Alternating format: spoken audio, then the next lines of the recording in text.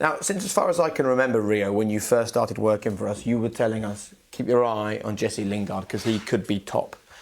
What's changed? Because it's fair to say your fellow pundits sneered a bit, didn't they?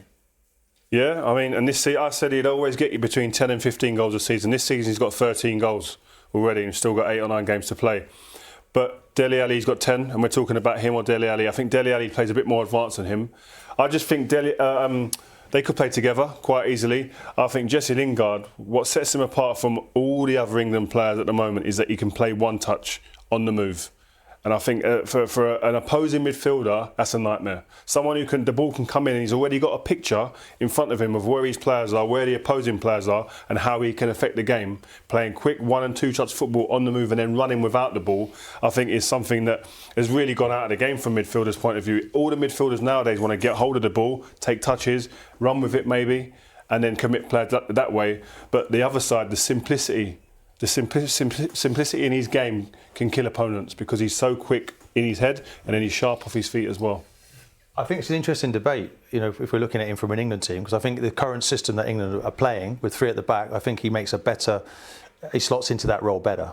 Better than Dele Alli? Yeah, I think they could play together. Yeah. I don't think it has to be one or the other, does it? It doesn't have to be. I don't think it's going to be both of them. It might be. I mean, you've got Oxlade-Chamberlain now who might have something to say about that. He's done quite well in the system. He's not playing at Jesse Lingard's level. Well, no, maybe not. But we're talking about balance, and we're looking at what Gareth Southgate might be comfortable with, and he's comfortable, it seems, with those two anyway, either side of either Dyer or Henderson. But I think that if you look at, you know, Steve Holland's playing is just sitting alongside Gareth Southgate, and I think Conte. If you look at the Italian team that went to the Euros 2016, we were told it was the worst group of Italian players ever.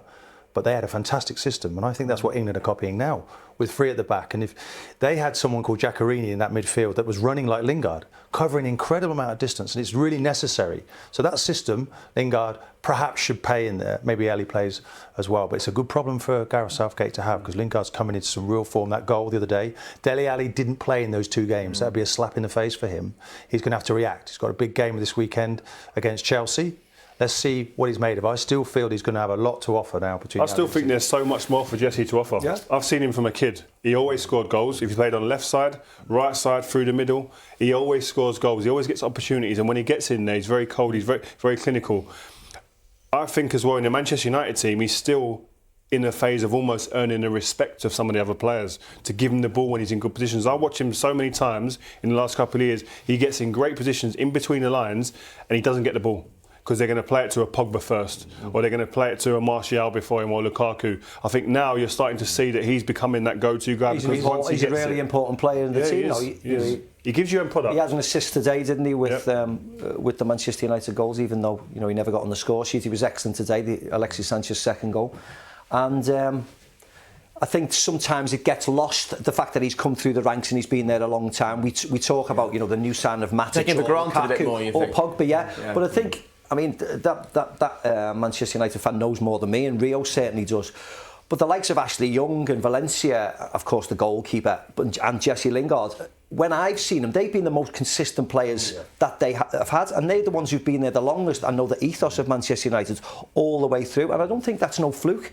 The fact that they've been there such a long time, they know what it means to play for them. They're the ones who are churning out the performances through good times and bad times, and there has been in levels of performance this year. They've been the standout players for me. I think Lukaku's done extremely well as well when I've seen him, and to get to the 100 Premier League goals, is a credit to him as well. I think though Lingard, with him being a young player, with him coming through the ranks, he's been quite a success story, because you've wondered if Mourinho's going to develop players. He's certainly developing him, and he's done it through difficult times, almost against the run of the grain really, because they didn't really want. It seemed like they didn't want to pick him in there. And now every time he comes in, he scores goals in really good company. He's not bothered by the competition for places, and that's really useful for Gareth Southgate. What he's had to do as well, he's had to wait a long time, because physically he was always behind. He was small, skinny, lightweight, easy to knock off the ball. But what he never used to allow, the physical part never came into it for me, because he never allowed you to get close with him, because he played one touch. If you get too close, he'll play 1 and 2 touch. He's fantastic. That's what I like about him. His speed of play is excellent. It's like a throwback to the Manchester United he played. Always thinking trying to one step ahead and trying to do things really quickly, trying to speed up the game a lot. And United have slowed down in these last couple of years. But whenever he's gone the ball, he wants to do things quickly, which I always like to see. He could have played in our era, in my team. Definitely would have been. He would have been a player. Would have been involved in that team. And should Gareth Southgate try and accommodate him and Dele Alli in the same team? Because, of course, Dele knows how it feels to play alongside Harry Kane. He's got a good relationship with him. That plays into the England situation as well, doesn't it? But it depends on the formation he plays. If he could play 5-3-2. You never know. And then Dele can still play off of Harry Kane. Do you know what I mean? But then where do you play Sterling?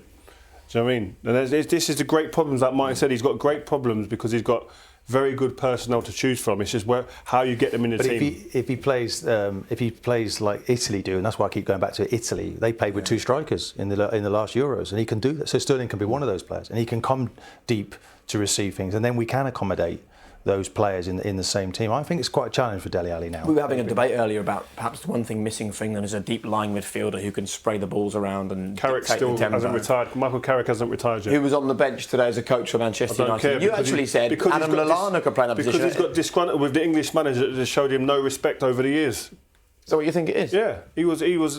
When we was asking for players who could pass the ball through midfield into the attacking players who were going to be then a danger, who could play the ball quickly, not take 2, 3, 4 touches and then look and then play.